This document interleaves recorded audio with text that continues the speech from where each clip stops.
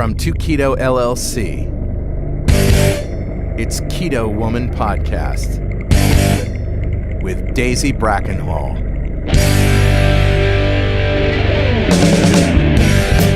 Hello, Keto Lovelies. I'm Daisy Brackenhall, and I've spent most of my life struggling with my weight and confidence, and have always had a difficult relationship with food. Even when I finally got to my target weight, after weight loss surgery and eating low carb, I couldn't maintain it and I was miserable.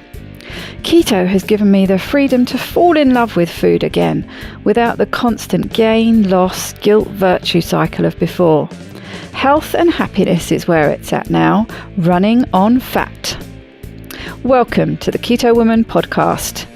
Each week I'll be chatting to inspirational women, maybe even the odd man, to discover the secrets to their success so that I can share them with you. So what is keto?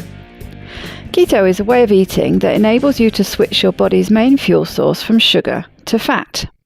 Who doesn't want to be a fat burner, right? But how do we achieve this? A great place to start is by keeping carbs to 20 grams or less per day. So things like leafy greens and above ground vegetables, plus some nuts and seeds, and the incidental carbs you find in things like dairy.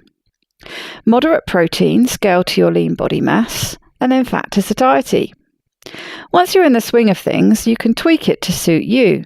Make your own personalised keto. I'll be asking my guest each week what their keto looks like to show you just how flexible and fabulous this way of eating can be.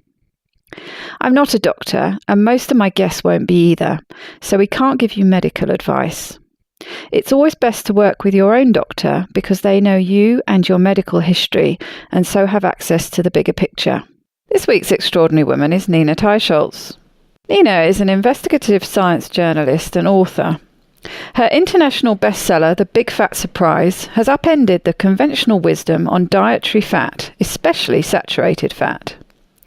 The executive editor of The Lancet wrote, "This is a disquieting book about ruthless silencing of dissent that has shaped our lives for decades. Researchers, clinicians, and health policy advisors should read this provocative book." The Big Fat Surprise was named a 2014 Best Book by The Economist, The Wall Street Journal, Forbes, Mother Jones, and Library Journal. Nina is also the executive director of the Nutrition Coalition, a non-profit group that promotes evidence-based nutrition policy. She is a graduate of Stanford and Oxford universities and previously served as associate director of the Center for Globalization and Sustainable Development at Columbia University. Nina now lives in New York City with her husband and 2 sons. What a great pleasure it was to talk to Nina about her book. The chapter about how women and children fare on a low-fat diet has some shocking facts, and I wanted to explore these further. I hope you enjoy this episode and encourage you to read Nina's book if you haven't already. It's a credit to her writing skills that it reads as a thriller which keeps you on the edge of your seat, as well as having you shouting in outrage at some of the outrageous machinations that have gone on over the years behind the scenes.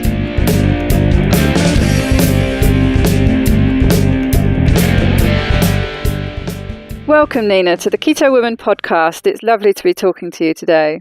Well, lovely to be talking to you too. Thank you. Perhaps you could set the scene for what led you to write The Big Fat Surprise. You grabbed me right away with the first sentence of your book. "I remember the day I stopped worrying about fat." Right. Well, fat is really what we all have spent most of our lives, most of us, obsessing about, right? How much fat, non-fat, and low fat. When I was a child, I grew up with whole fat milk and my grandmother's Russian meatballs and sour cream sauce. But then we went through this sort of transition that many families did. It was like, the anti-fat police came through the house. My mother decided she was killing us all with those, feeding us that way. So we all started having non-fat milk, and we stopped. Well, we greatly reduced the amount of meat that we ate, and we stopped really eating much butter. And so, and that was really my life in my teens and 20s and 30s, and eating that way, eating kind of a high carbohydrate, low fat diet, like we've all been told, faithfully adhering to that diet, poaching my fish, no oil on the fish, no sauce on anything. Sauce was verboten. And, it wasn't until I started doing research for this book in the early 2000s. And really the first thing that I learned was that I looked at all the studies on the low-fat diet, people following exactly the kind of diet that I had been following. And on, big, huge, long, multi-year, multi-center studies. And I realized that, wow, that diet, they could never show that diet helped at all. Didn't help people lose weight, fight cancer, fight heart disease, fight diabetes, nothing. So that was quite a revelation. I mean, in some ways it's a confirmation that, wow, well, so I'm not alone. It's not my fault that I'm not, following this faithfully enough. It just doesn't seem to work. And then coming across the literature, the growing scientific literature on people who ate diets that were higher in fat and lower in carbohydrates a little bit, and how much better the outcomes in those studies looked. Really now a sizable body of scientific literature showing people who eat more fat and cut back on their carbs a little bit, actually they look better. Their cholesterol levels look better. They lost more weight. Their blood sugars went down. And so that was what convinced me, and I do remember kind of one of the exact moments where I'm looking at a roasted chicken in a pan and looking at all the drippings in the pan, which I loved as a child, and thinking, wow, I'm just going to take a spoon and I'm going to drink some of those, and that's going to be okay. Yeah. And I would say it wasn't, for some people, they find out this knowledge and it's just like from one day to the next. They're like, boom, okay, I get it. I'm changing my diet 100%. But for me, it was just a much slower, longer process of changing how I ate. And I hated it all those years where fat was the devil. You mentioned roast chicken and the skin for me, the fattier dark meat and the skin has always been something that I loved. I could strip off the whole lot of the skin and just eat that. I love it. And I just spent so many years feeling guilty for eating that and spending so many years stripping it off and throwing it away. And I can remember binging on it one day because I was there diligently stripping it all off and about to throw it away. And I just couldn't. I just had to cram it all in my mouth because it was so delicious. And now, these are the foods that we can enjoy and they make us healthy. I mean, it sounds too good to be true, but it is. Yeah. Well, and I think that word that you say, guilt, is really is really the sort of major psychological shift for so many people because, especially for women, your relationship with food is just principally guilt for me for decades, right? Like, how many calories did I eat this morning and how many this afternoon? And can I eat that? And I'd better not eat that. And if I eat that, I feel so guilty and just always failing because it's a diet that's set up to fail, right? And so you are always hungry. And so it's always, you're always in that pit of guilty despair that you've sort of ruined the day, right, by overeating. And so I think it's just so liberating then to shift to this new way of eating where you can really trust your body. You can trust it to eat as much as it wants and not feel guilty. Not feel guilty about being hungry, not feel guilty about eating when you're hungry, and then you're full. And that's it. And you're like, wow, that's the way people used to live for millennia. It's exactly. And what's so devastating as well, when you're talking about this guilt and this shame, that you say that we're sort of set up to fail. But when we do fail, in quotation marks, we blame ourselves. That's right. The first and usually the only thing we think of doing. Well, I must have done something wrong. It must have been that slight cheat I had the other day, or when I went 50 calories over, or it's me who's failing. I need to adhere to the diet better. You never, right. It never crosses our mind that it's the diet that's at fault. Right. Well, that's also what we're told by our expert community and our doctors. They look at you and you sit there in the doctor's office and you're 20 pounds overweight and they're like, well, what's wrong with you? And how come you didn't follow the diet that I told you to? And you think, well, I must have failed. You're right. And it must have been that binge on whatever 50 calories I had over. We're taught that it is our fault. It's tragic and unjust on so many levels. But, one of the things that I find really saddest now is that women particularly are what's known in the scientific literature as adherers. We follow rules, particularly when it comes to diet, because we desperately want to be thin. Being thin is so important for women. And so we do follow the rules. We convince ourselves that salad with vinegar and no oil, that's really all I want, and I'm happy with that. We adhere to the rules. We are the ones who most faithfully follow the diet that we've been told. And white women are experiencing the greatest declines in life expectancy in the United States. I don't know about in Europe too, but I mean, that's very sad. That really, to me, says we most religiously followed the low-fat diet, and now we're suffering for it. Yes, that's what strikes me, is that not only has following the guidelines that we've been told not worked, but it's gone the other way in potentially doing us harm. Well, that was sort of one of the most shocking things that I found when I was researching my book as a woman and reading about the literature, the scientific literature on women. I mean, one thing you realize is that women have probably been particularly harmed by the low-fat diet, not only because we follow it most religiously, but also because it turns out in scientific experiments that when women reduce fat, and anytime anybody reduces fat, what they do is they increase carbohydrates, right? So instead of bacon and eggs for breakfast, you're having cereal, and instead of meat for dinner, you're having pasta or grains of some kind, and that's what we were told to do. And in experiments, when they compare men and women who do that, everybody sees their good cholesterol drop. That's a sign of worsening heart disease risk. But for women, that drop is even greater, which is to say that for women, their cardiovascular risk goes up even more on a low-fat diet, worse for women than for men. And that, of course, that result was, the difference for women was, of course, ignored, and is part of a theme, really, of women's health outcomes, which are different from men's, being ignored consistently from the beginning. It turns out that for women, for middle-aged women, the higher your cholesterol, and this was known in the late 70s, the higher your cholesterol, the longer you were likely to live. So, and that's just one of the results that was just sort of ignored, swept under the rug, too complicated. Let's just have the results for men apply to everybody because for whatever reason. And so, how many women go to their doctor and the doctor says, high cholesterol? Good on you. You'll live a long life. Exactly. Nobody's heard that.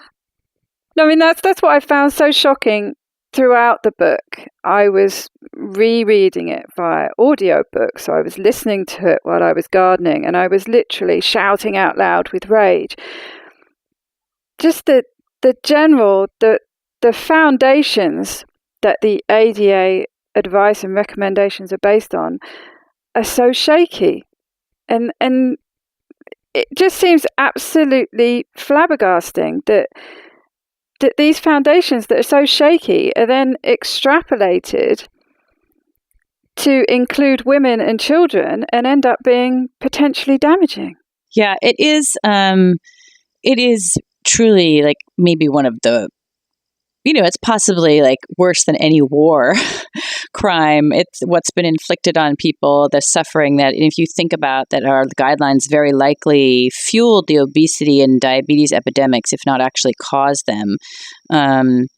And, in the beginning, it's sort of understandable that they, in the 1950s in America, there's just a panic over the rising tide of heart disease had come from pretty much out of nowhere in the early part of the century. Suddenly, the number one killer, everybody's in a panic and they don't know what causes heart disease. And so it's sort of understandable at that point that in steps this one scientist, Ancel Keys, who says, well, it's saturated fat and dietary cholesterol that cause heart disease. That's the answer. And I think one can sort of understand in that context how, say, the American Heart Association then adopts that and says, well, this is our best guess. We have to tell the public something. Yeah. You've got to start somewhere. you just can't say nothing on this subject that you're supposed to be an expert on. And so they adopted this idea and told everybody to eat less meat and cheese and less shellfish and no egg yolks. That's all, too much cholesterol, because that caused heart disease. And I think no one could have imagined that advice first issued in 1961 would become this huge dogma that then spread around the world and that nobody could ever reverse out of. What's less understandable is that, from that day in 1961 onwards, in the 1960s, 1970s, 1980s, they tested this idea that fat and saturated fat cause any kind of disease at all. And, in the beginning, the science was really shaky, right? Of course, that's true of the 1950s, hardly any science done. But then they did all these in the 60s, 70s, 80s. They do all these huge clinical trials, the gold standard of evidence, funded by governments, multi-center, with tens of thousands of people. All those trials are done. None of them can confirm this hypothesis. None of them show that saturated fat and dietary cholesterol have any effect on your cardiovascular mortality or on your total mortality. The low-fat studies don't show any benefit of that diet. And yet, and this is where it sort of just ceases to be understandable, and where you do start, with your bootless cries to the heavens above, and how is it that they could not reverse out of this advice? If they cannot confirm it, they test it rigorously over and over and over again, and they cannot confirm. And it looks like it's actually doing harm. Exactly. It seemed to me that there was this real problem with egos going on.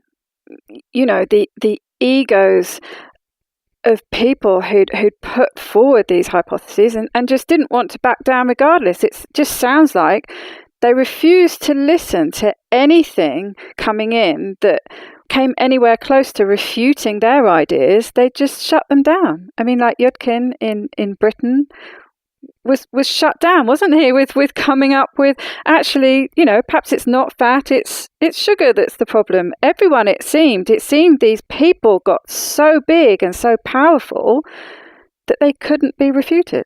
Yes, and so it's individual egos, and then there's the politics of science, right? So that once this one hypothesis, this one idea becomes institutionalized, adopted by every public health institution, adopted by the government, then it's impossible to reverse out of it. They've been telling the public this, that public would lose trust in them. Maybe the public would sue them for making them fat and sick.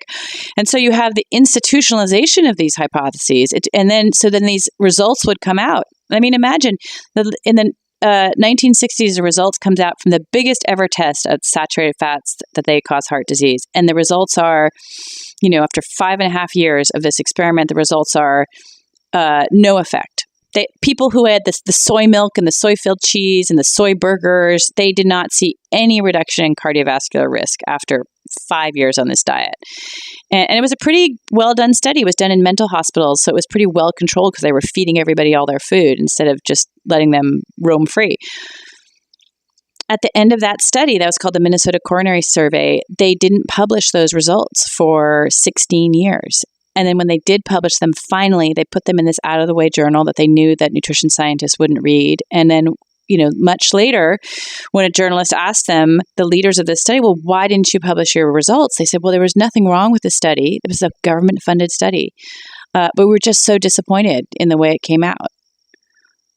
So, and just the other week, a friend of that project investigator, who's now deceased, but a friend of his who's still active, said to me, the reality is, if they had published their study, he told me, he would never be able to get another government grant. He'd be disinvited from sort of conferences. He just could no longer be a scientist, because at some point, an idea takes such strong hold in, say, our national institutes of health or your government. And then it just results to the contrary are so disruptive and contradictory, and they just have to be denied or ignored or not published or left in a basement. In that particular study, researchers in the last few years actually went into the project leader's basement where he had stored, those magnetic tapes where they keep data. And they looked at the data on the magnetic tapes, and they found there had been data that actually had never been published, showing that the more these men and women in the experiment had lowered their cholesterol, the more likely they were to die early of a heart attack. Wow. So, I mean, this is not just potential embarrassment. This is people dying. Yeah. And this is, basically still going on today, which is that studies that come out with contradictory results are just ignored. I'll give you the most recent example. There's a big body of literature now supporting the use of a lower carbohydrate diet than the one we're recommended. We're recommended to eat 50 to 55% of our calories as carbohydrates, mainly grains. And really, there's now more than 70 of these gold standard randomized controlled clinical trials that say that a low-carb diet is better. So what happened when our experts were supposed to review all the literature, both in the UK and in the US, they just completely ignored those trials. They just didn't include them. In the case of the US, I actually have emails from the expert committee saying, there's this huge body of literature on low carb. We should do something with it. And one of them says, let's stuff it in the methodology section. And somebody else pipes up and says, I don't think we should be burying it there. Literally uses the word burying it. And then that conversation just sort of ends. So it's still going on today. And that's why, I think in the end, there really is something of a cover-up story here about just ignoring the science that contradicts the official advice. Exactly. And you touched on it before, but the chapter in the book that had me raging the most was when you focused in on women and children and the studies that they'd done with them and mostly ignored or pretended they didn't exist somehow.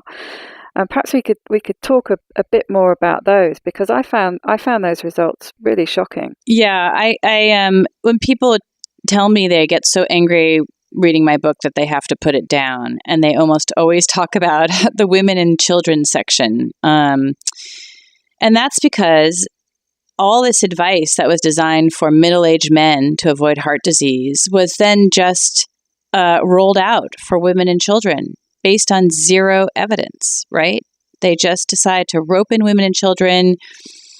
The argument was, well, we'll target the entire population. And then if we can bring, numbers of cardiovascular death down in the entire population, that will make sense without really, which is a crazy argument when you think that, not only they understood that women had a different, developed heart disease in a different way, but also children. Children have completely different nutritional needs. Children need to grow and be healthy. Their number one priority is not to be fighting cardiovascular disease at age 2.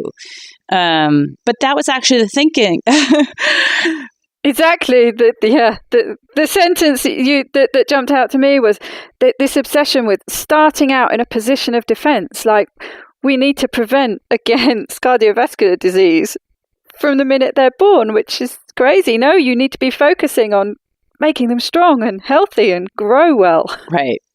I know. But that thinking was, you have to understand, well, so first of all, so it's all middle-aged men doing the science. Which is shaky in the first place. But they were like, they wanted to, they still want to do this. They wanted to put children as young as 3 on cholesterol-lowering drugs. There's still an effort to try to put all children on statins.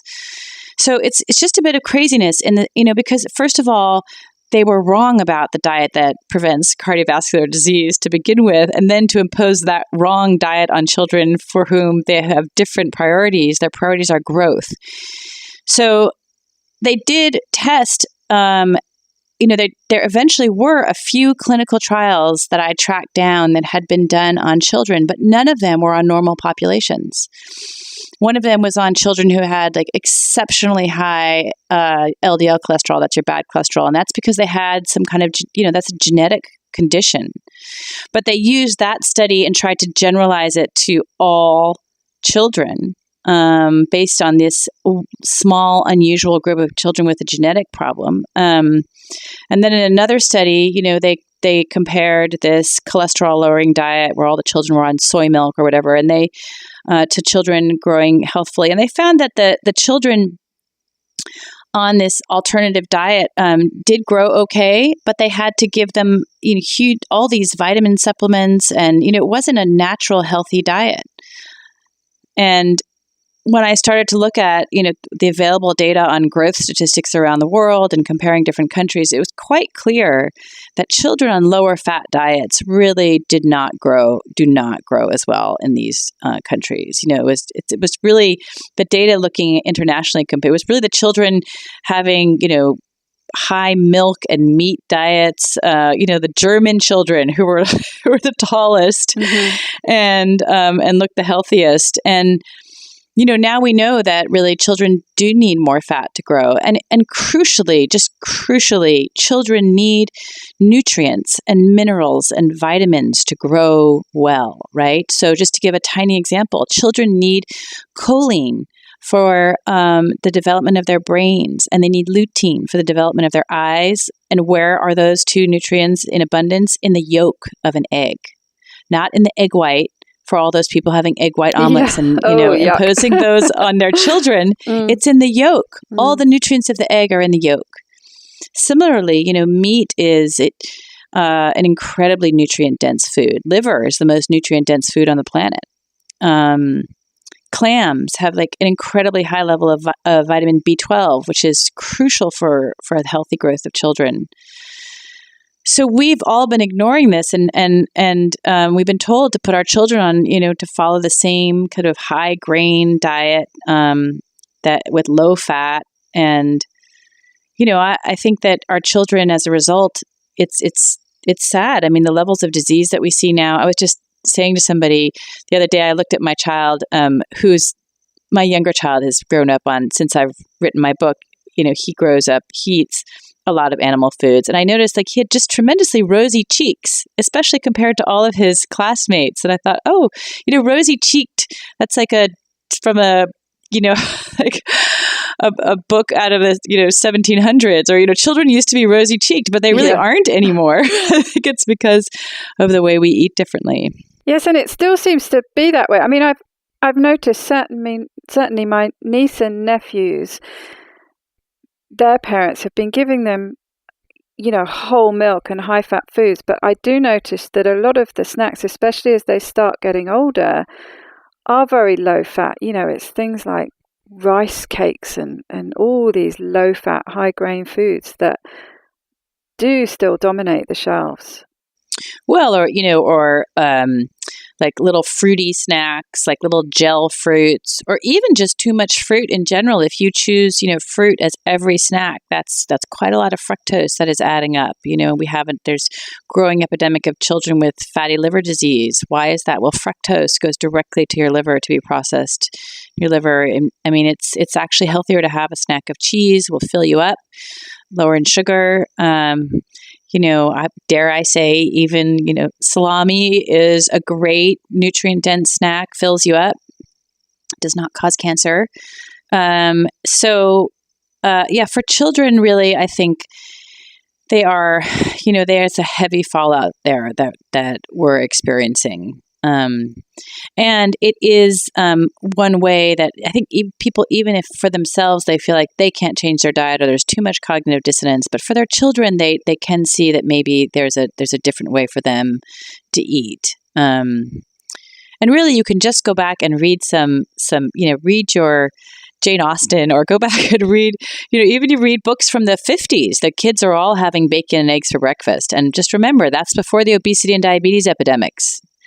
Now we have a study to say children who grow up on whole milk grow up to be slimmer than those who grow up with non-fat, low-fat milk. Yeah, certainly that's what my grandmother always wanted to give me for breakfast, bacon and eggs. Well, I grew up on like sugary cereals, and I became so afraid of the fat and milk that I just put water in them. And I think about the way I grew up. I'm convinced I'd be 5 inches taller if I had not grown up on that diet.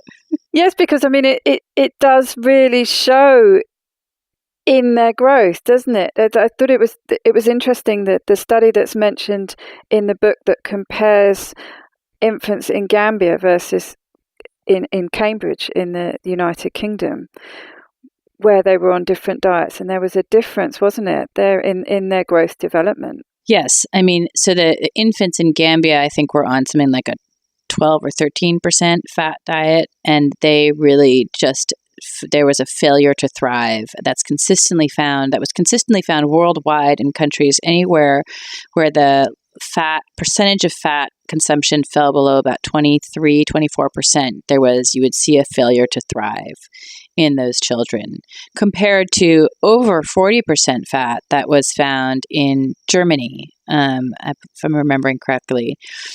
In the United States, in 1965, according to our best statistics, we were eating 43% fat. So we were all on a high-fat diet in 1965. And again, that's before the epidemics of obesity and diabetes. So we've just undergone this massive macronutrient shift. Macronutrients, I mean, we've massively reduced fat and increased carbohydrates. So we eat 30% more carbohydrates than we did in 1970. That's a huge shift. And I think that is increasingly, we understand that as the shift that's really propelled along obesity and diabetes. Exactly. And the two big studies that were done on women, and you touched on before about the study that showed the decrease in HDL, and I think there was also an increase in triglycerides, which significantly increases the risk of heart attack. It was the Boeing study, I believe, that was one of the places that was discovered, and they had a male group and a female group, but as you mentioned, the female group really seemed to do far, far worse on it than the men did. Yes. So this is a study. It's what I call one of those silent studies that come out. The results are not what are expected, and nobody talks about them. So they just sort of disappear. They're never reviewed. They're not included in review papers. They're not reviewed for any of our guidelines. They just disappear. And I actually spoke to the man who led those studies, Robert Knopp, and he said he just couldn't understand it. He did these two. They were funded by the National Institutes of Health. They were big studies, 300, 400 people, one on men and one on women. They were Boeing employees. They were done in Seattle. And they were well-done studies. And at the end of them, they just showed that the low-fat diet had basically been a debacle. There had been no benefits in terms of weight loss. And the cardiovascular outcomes, they were able to bring down the total cholesterol a little bit, but they also saw really quite significant drops in the good cholesterol coming down.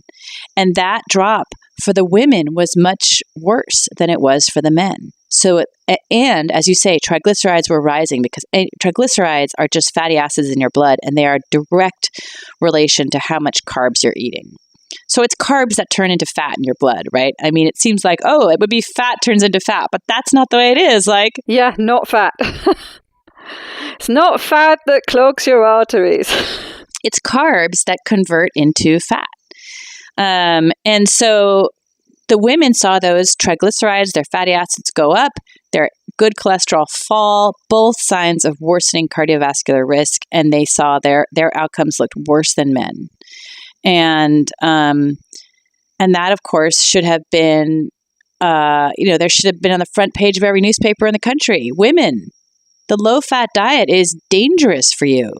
You will increase your risk of a heart attack. And of course, what do we see in our country? We see heart disease rising among women. It used to be a disease among men, but women have caught up. Because we're so good at following the low-fat diet. We're like the best adherers to the low-fat diet. And as a result, we get the prize, more heart disease. And we are the fastest, white women, middle-aged women have the fastest decrease in life expectancy in the United States. Which is shocking. Wasn't it him as well that actually put forward a suggestion that maybe low-carb diets would be a healthier option for women? Yes. which presumably was completely ignored. Completely ignored. Really, this is a story more of politics than science, right? So that really ended his career as a scientist. So, you publish studies like that and you come out and really speak at all forcefully about their results that run completely contrary to the accepted conventional wisdom. And he was punished for that. And what I mean in science, being punished is you don't get another research grant. You aren't invited to conferences. You have trouble getting your studies published. He just sort of faded from relevancy in his field. And that's really what happened to all those scientists in the 60s and 70s and into the 80s. And then the next generation of scientists really just self-censored. They saw what happened to the generation before them, and then they just stopped.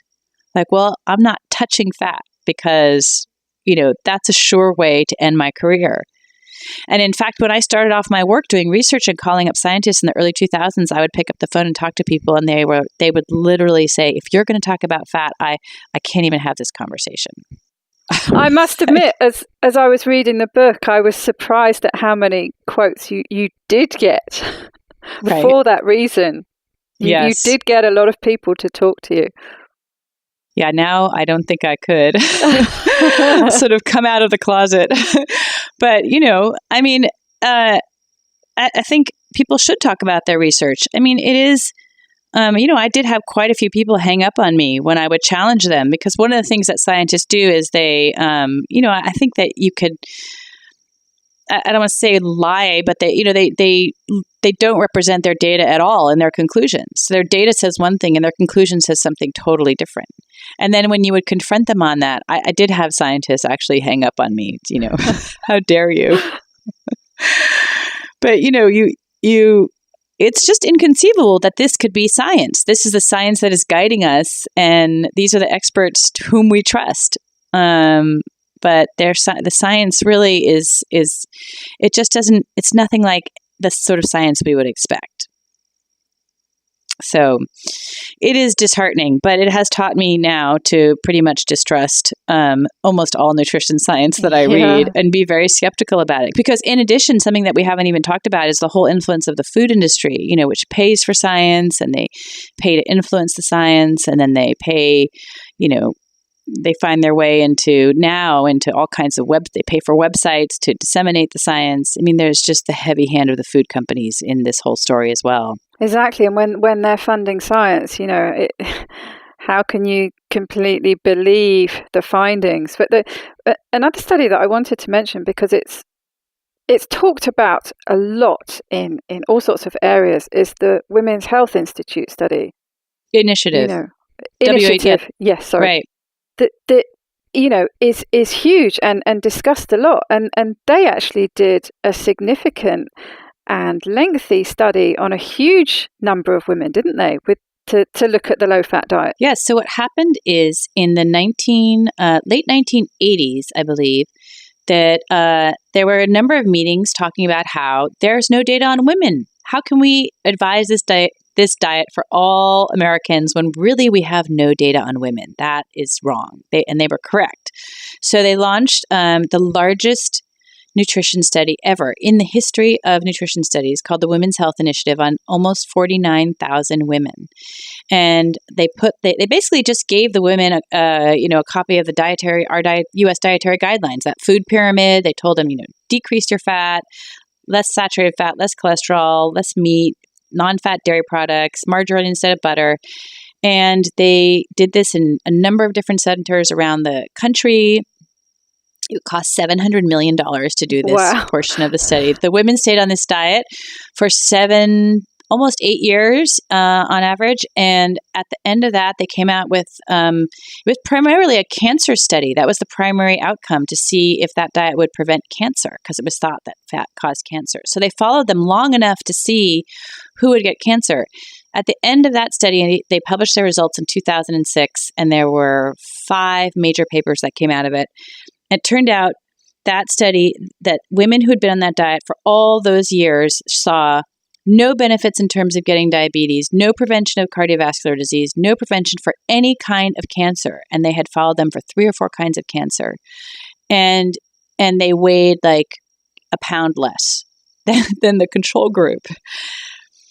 And what happened after that study is that what happened to all these studies, they just found a way to dismiss it away. There was a whole long laundry list of things that must have gone wrong with it.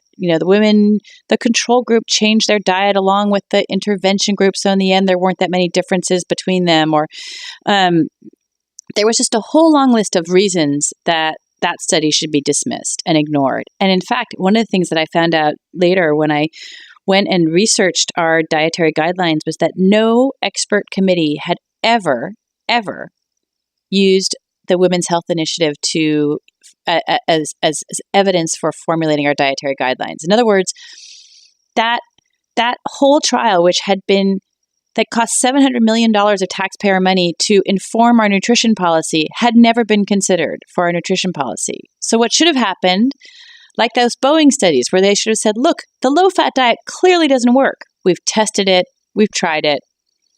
Randomized controlled clinical trial. That's the best kind of study science we can do. We should just end the low-fat diet. But they didn't. Instead, they just ignored it. It's flabbergasting to me when I'm reading earlier in the book that studies that are far less comprehensive, that do conform to their bias, they do uphold the findings that they are expecting and want to find, are used and are upheld. Yeah. Yet these studies that are more substantial are completely ignored simply because they don't support what they want them to. Yeah, there's, you call it cherry picking is one way of, but yeah, and without getting too much in the weeds on the science, there is this weak kind of science called observational studies, which show association, but not causation. So, and these observational studies can really be, it's very weak kind of data, because instead of feeding people and actually looking, with a control group, they just rely on what's this self-reported data. So, you fill out what's called a food frequency questionnaire, and you say, well, how many peaches did you eat in the last 6 months? And how many plums? And then how many times did you have a piece of bread? Well, nobody even remembers really what they ate yesterday. So, and this is over the last 6 months, you're supposed to accurately represent your diet. And that data has been shown, it's been tested and shown to be just so weak as to be, just not even worth the paper it's printed on. And so, but that kind of science, which is very weak, is basically, and it can be manipulated to show whatever is desired. That is the kind of science that is being used now to underpin our dietary guidelines, because it can be made to conform to whatever biases the researchers have. And that's sort of a travesty. You can pull something from it, can't you, in the fact that you can show if something doesn't happen, that right. You can find a link. Yes. So you can get some benefit exactly. from it. Right. So where you distrust this science is when things that are correlated, like caffeine is correlated with heart disease. Well, a lot of things are, internet use is correlated with breast cancer. Margarine consumption in Maine is correlated with divorce. You can find anything that correlates with anything. And if you do some fancy statistics, you can make those correlations look pretty much the way you want. The where you could trust those kinds of results is where there's a contradiction. So let's just take a relevant example. In the Women's Health Initiative study on those 49,000 women, the women significantly reduced their consumption of red meat, yet their cancer rates did not drop, right? So if meat caused cancer, you would see those lines, you would see dropping meat consumption, dropping cancer rates. But they don't. Those lines cross each other. Meat consumption goes down, cancer stays steady or goes up. So that's where you can sort of trust that data, because there's a kind of contradiction there, right? I'll give you another one. The latest, biggest observational study ever to come out, called PURE, out of Canada. It's the first really, truly global observational study. They found that the less saturated fat people ate, the more likely they were to die of stroke. So that's a contradiction to our current guidelines. The more saturated fat you ate, the less likely you were to die of stroke. That's a contradiction. That's not saying saturated fat causes something. It's saying it's a contradiction against our current advice. The other big finding from that study was, this is a correlation, but it's the more carbohydrates people ate, the more likely they were to die of heart disease. But now I'm going back on what I said, which is that's a correlation, so that doesn't show causation. It's tricky, isn't it? But it does just go to show that there are some findings that you can pull out of such studies. Yes, and that are useful. I mean, another big one. Meat consumption in the U.S. has, since 1970, has dropped by, red meat consumption dropped by 28%. In that time, diabetes has skyrocketed. Is it possible that meat can cause diabetes? Doesn't seem likely. Exactly. When it goes the other way, what happens is that they often don't take into account the other factors. So, something can increase, but they haven't taken into the account, that people smoke or they don't exercise or there's this or there's that. And that's why you can't find correlation the other way, isn't it? Yeah. And just to stay on the red meat topic, so in the studies where they find that red meat causes cancer or causes disease of any kind, what are you measuring in a red meat eater? You're measuring the people who have ignored their doctor's orders for the last 30 years, right? So those people tend to be heavier, they tend to exercise less, they tend to smoke more, they do everything wrong because number one thing your doctor tells you to do if you're at risk of heart disease or any kind of is to reduce your meat consumption. That's been true for decades now. So what you're measuring are unhealthy people who are unhealthy in so many ways you can't even begin to measure. Maybe they don't visit their parents, and maybe they don't have any friends, and maybe maybe they're just down on their luck. Maybe they don't get enough sleep. There's so many things that you can't measure, and you can't, what's called in science, adjust for them. So you really don't know what you're seeing. They're called confounders. And so the idea that red meat causes these diseases based on that kind of data is just not really credible. And that's actually the foundation of that IARC, the WHO decision that red meat causes cancer. They found a tiny, tiny, tiny association between red meat and cancer. But, if you were to be honest about it and to say like those are basically unhealthy people, you really don't know if that's a real result. And that's why that finding is actually quite disputed. Mm-hmm. Because you could pick out any of the other health factors and right, equally problematic or not. Right. What kind of impact did you find that this incredible book had? I mean, did you find that you became a bit of a pariah? Well, I expected it to be controversial, and it was controversial in ways that were good and hard, but mainly good. I mean, I think that it really was the first comprehensive book or article or really anything to say, these are all the arguments for how we got it wrong on saturated fats. And it's changed the debate on saturated fats. Like, it's now almost impossible to talk about saturated fats without saying, this is a subject of dispute now. So I think the book had a really good impact in changing the whole conversation. We don't before my book came out, I remember tracking all the articles on saturated fat. There was like nothing there. And now, it's quite common for people to read something about, hey, maybe bacon's not so bad for you, or maybe lard even. So it's changed the conversation, but it's, anytime you're like the pointy tip of a spear of a movement, like you do, there's definitely been a lot of attacks on me personally. And even that is, I try to look at that, although it's painful, like a little bit on the bright side, like, look, if they could attack my arguments, then they wouldn't go after me personally. But now really the only argument they have against me is, oh, well, she's just a journalist, or she's just out to sell books, or she must get paid by the meat industry. Those are classic old time arguments that have been used really since the 60s and 70s in nutrition science to try to undermine anybody who objects. And, so I feel almost flattered, like, well, if you can't find any real arguments, then you have to resort to that. And I think there's only so long that can really last, those sorts of arguments. It's very clear I'm not motivated by financial gain. I'm not being paid off by industry.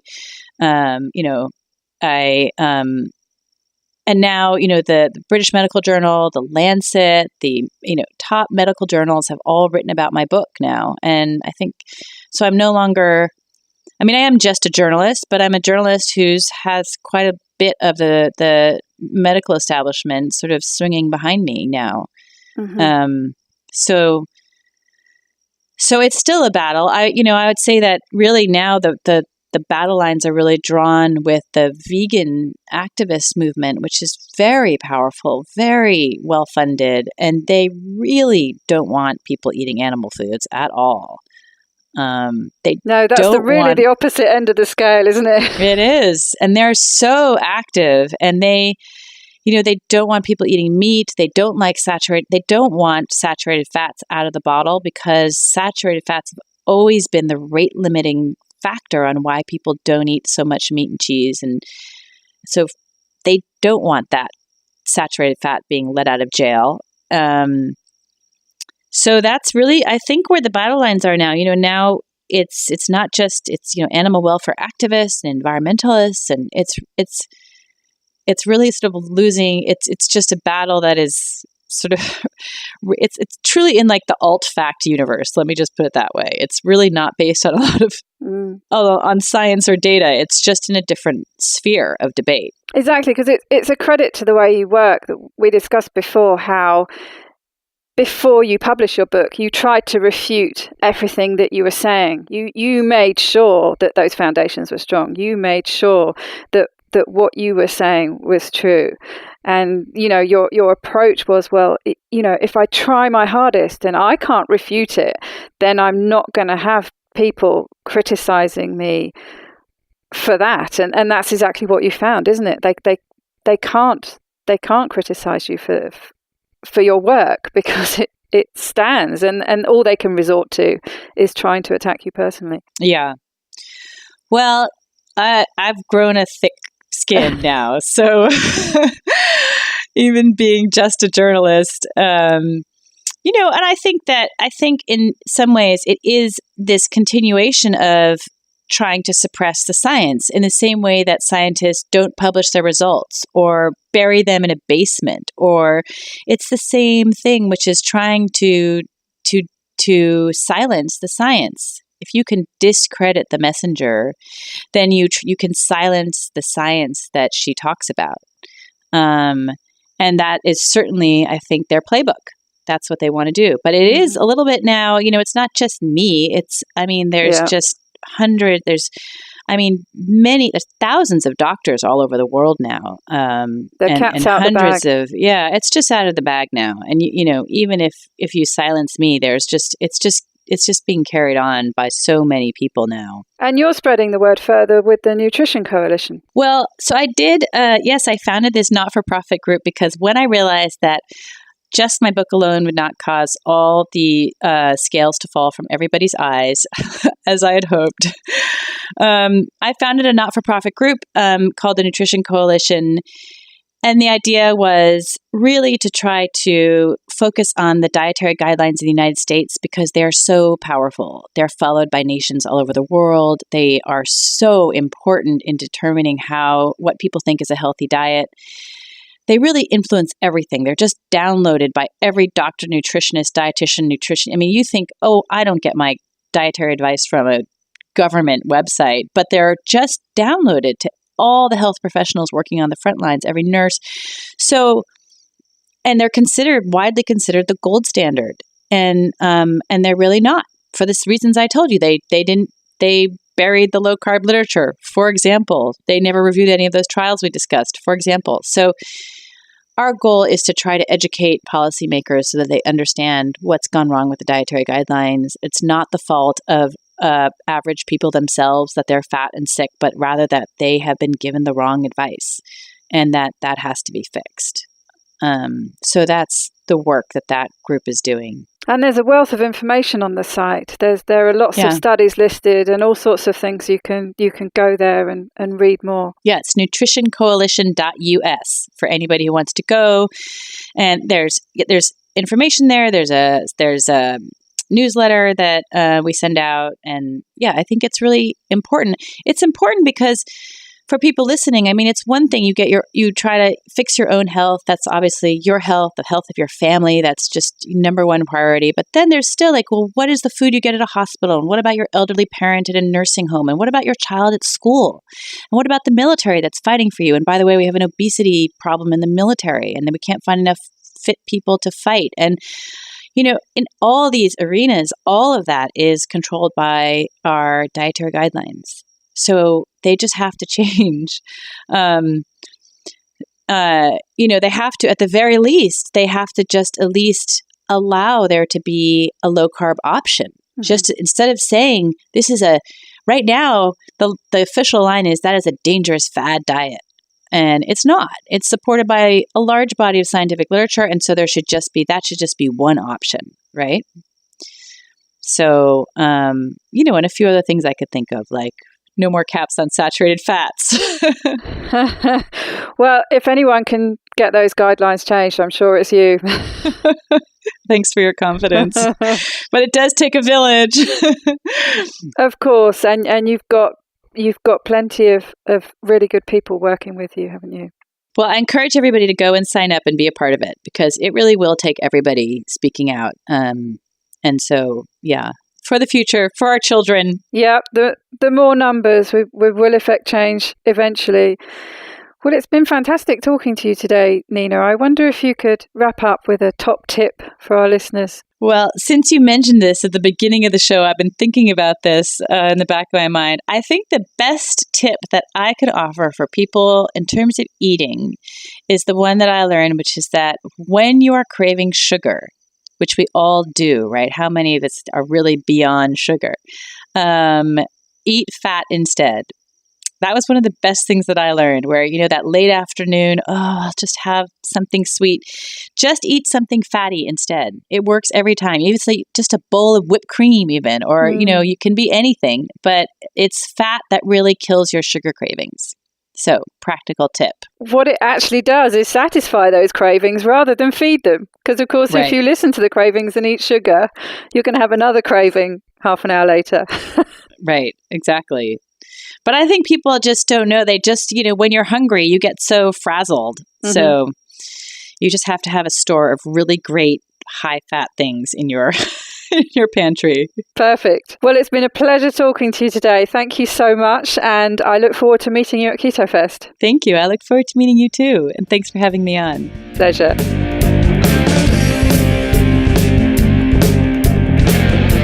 To get the resources and links from the show, please go to ketowomanpodcast.com. Are you my next extraordinary woman?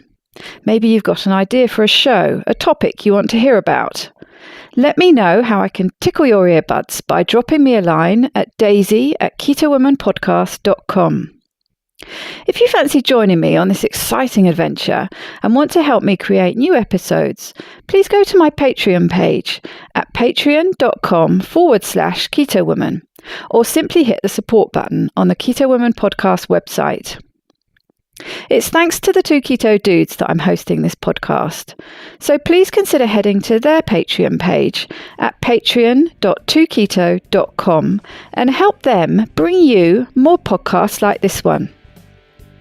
Please help other people hear about and find this podcast by reviewing the show on iTunes and Facebook. Every star and review really does help. It doesn't go unnoticed by me, the people who regularly like, share and comment on my posts. Your support means the world to me. Thank you. This week's quote is from Nina's book, The Big Fat Surprise. The observations line up. There are no paradoxes to explain. And if we can combine the lessons of both science and history, it seems that we may be able to make enlightened decisions about how to start down the path towards curing ourselves of chronic disease. Bye-bye, Keto Lovelies.